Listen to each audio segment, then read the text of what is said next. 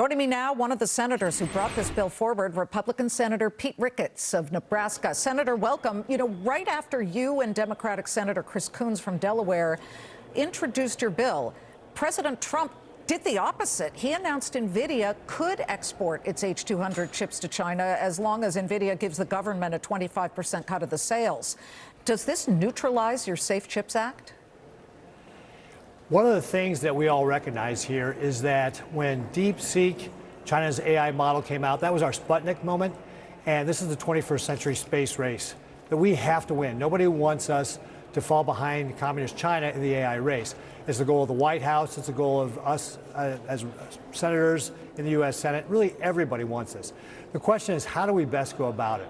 The president announced that he was going to provide those chips to approved companies in communist China. So we still don't know all the details of it. In fact, there was a report that those chips would actually be produced in Taiwan and come back to the United States for a security check first.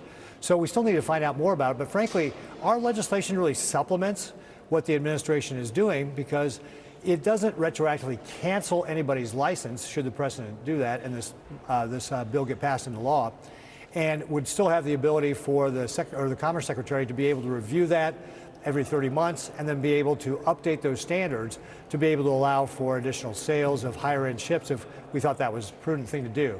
So this, again, as you point out, is a bipartisan bill and really is part of how we can continue to make sure that communist China does not beat us in this AI race. But we all know that the People's Republic of China, they have control over companies. They can insert themselves and go right into all the intellectual property that any company in China that is operating there has. And therefore, even these H200 chips to approved businesses could then be infiltrated by Beijing, could they not? So what is the point? Liz, you're exactly right. You know, communist China has a law that they can basically take any intellectual property they want from any company. Exactly. And we know they've got a civil-military fusion where they actually are leveraging all sorts of civilian technology for their military. And in fact, Xi Jinping has said that he wants to be completely independent of us by the year 2030. And they view AI as a way for their military to leapfrog ours and to become superior to ours. So this is a very, very important national security issue for the country. And again, we are really wanting to be a part of how we figure out how to limit the number of AI chips to communist China. So we plan to continue to build support for this bill, but we also want to work with the administration. Like I said, if the administration would grant some of these licenses, it wouldn't cancel those licenses, but it would limit how many would be able to go to communist China in the future.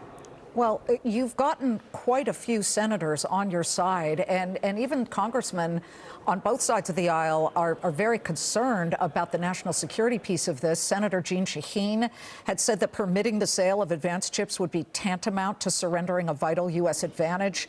Congressman John Moolenaar of Michigan, he's the China Select Committee guy. He's not happy about this either. He wants all kinds of hearings regarding this. So does Senator Liz Warren. But let me tell you what you're up against. You're up against Jensen Huang, the CEO and founder of NVIDIA. He's made multiple visits to the White House. He and the president have a very good relationship. He's whispering in the president's ear. And in fact, he thinks there is a better way to take the lead against China. Listen to how he put it to us on the Claman Countdown. Ultimately, it's in the best interest of the world, of our country, for us to be able to sell in China, have China's AI companies and AI researchers build AI on top of the American tech stack, and so whatever it takes to get it approved for us to be able to sell in China is fine with us. And we just want to make sure that the American tech stack is the world's global tech stack. Senator, you're looking at big business versus national security. Who's going to win out here? Well, of course, the business of the United States government is to keep people safe. Obviously, NVIDIA's business is to sell chips.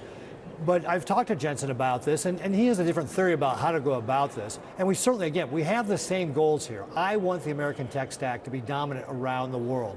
We want them using our models, our applications. And so the question is, what is the best way to do that? Our opinion is that by limiting the number of high-end chips, AI chips that are going to communist China, That is the best way to limit their ability to generate this compute power. There's really kind of three things you can do. It's the chips, which our chips right now are 5 times more powerful. They can't manufacture these in China right now, though Xi Jinping is spending hundreds of billions of dollars to be able to catch up with us. There's also the number of people that we have in this industry. China can produce 27 million engineers over the course of a decade, so they've got a lot of people that can throw at this. And of course, power. They've got something like 58 nuclear power plants right now, with 33 being built and 43 more on the design board. So they are trying to catch up in that as well. So this is one where we have a competitive advantage, and that's why we think the best way to do it is really limit how many AI chips are going into Communist China. You guys are looking at semiconductors, if I have this correctly, as a very important weapon. We limit the export of American weaponry and American defense materials.